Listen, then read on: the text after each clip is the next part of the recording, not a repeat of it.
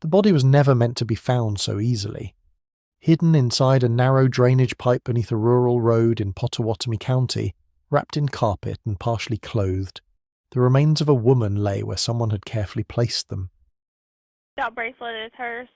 I can guarantee I don't. It looked like a rubber bracelet, but again, I saw a human hand inside a carpet, and I just needed to call 911. That's okay. I'm glad you didn't touch anything. Deputies who discovered the scene immediately knew one thing. This was no accident. Someone had brought her there.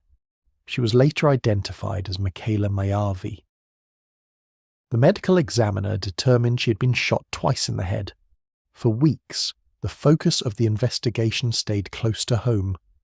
Michaela's husband, Frank Byers, told deputies that his wife had gone out on a date and never returned. He claimed their marriage was open. But from the moment Michaela disappeared, her family was unconvinced. They told investigators they had been suspicious of Byers from the very beginning. As detectives began digging deeper, the story Frank had offered started to unravel. Phone records revealed that after Michaela went missing, someone had removed the SIM card from her phone, placed it into another device, and logged into her Facebook account.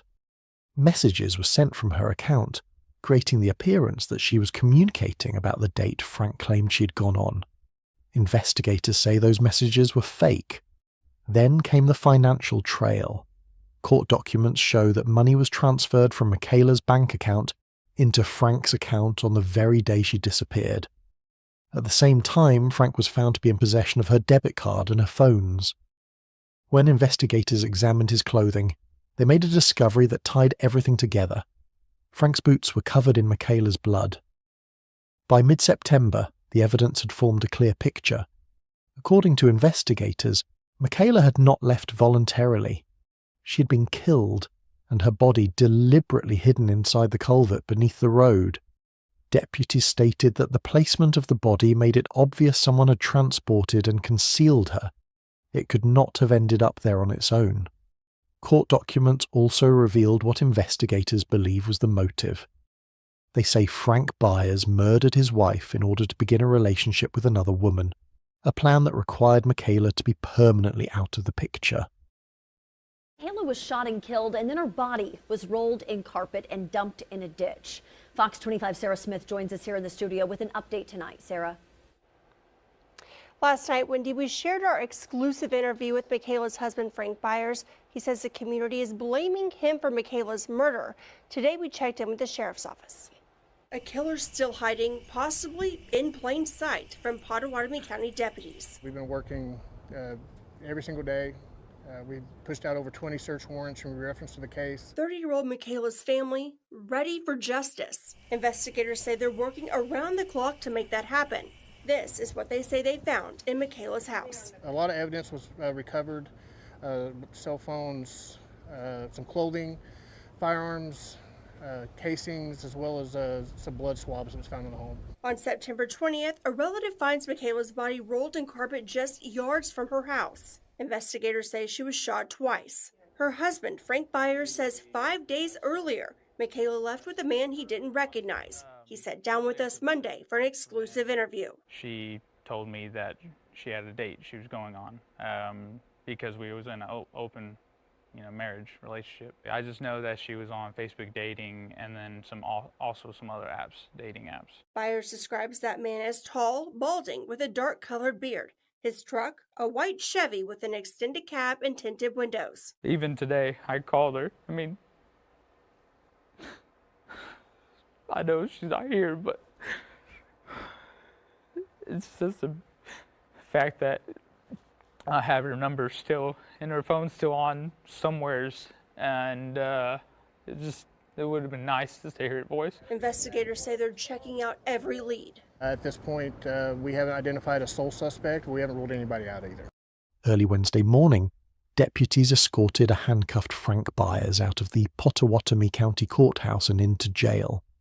He was officially booked on charges connected to his wife's murder. The husband of a murdered Macomb woman is taken into custody overnight, and we have the video you'll see only on 9. Pottawatomie County deputies escorted the man now accused of killing his wife through the county courthouse. News 9's crime tracker Jennifer Pierce has new details from court documents, a plot that included another woman. A handcuffed Frank Byers was escorted out of the Pottawatomie County Courthouse and booked into jail early Wednesday morning. It was mid-September when investigators started tying evidence of the murder to Byers. The Pottawatomie County Undersheriff spoke to News 9 after the body of a partially clothed woman was discovered in a tin horn. What had first appeared to be a missing person case became something far darker. A carefully staged disappearance, digital manipulation, financial theft, and a body hidden beneath a quiet country road. Michaela Maiavi never went on a date. She never left on her own. Investigators soon began reconstructing what they believed actually happened inside the small shed where Michaela had been living. Inside, they found blood on the floor and on the bedding. Broken glass was scattered across the room. 2 spent .22 caliber shell casings lay near the bed. When deputies located the rifle connected to the scene, they determined it had been fired recently. The signs pointed to violence, not a sudden departure. While search teams and volunteers combed the area looking for Michaela, Frank Byers did not participate. Instead, he posted messages online expressing concern for his wife's safety, insisting she meant everything to him. At the same time, investigators were uncovering evidence that contradicted every part of his story. They discovered that the Facebook messages allegedly sent by Michaela on the day she vanished could only have been written by someone in possession of her phone and accounts. The SIM card from her current phone had been removed and placed into an older device. Her account password had been changed.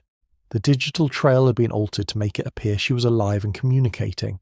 She wasn't. 4 days after she was reported missing, Michaela's body was found less than 2,000 feet from the family's property, wrapped in carpet, hidden in a roadside culvert, placed there deliberately. The investigation quickly moved from where is she to who did this. The answer never left the property. On October 24, Frank Byers was arrested. Prosecutors charged him with first-degree murder, unauthorized removal of a dead body, and desecration of a human corpse.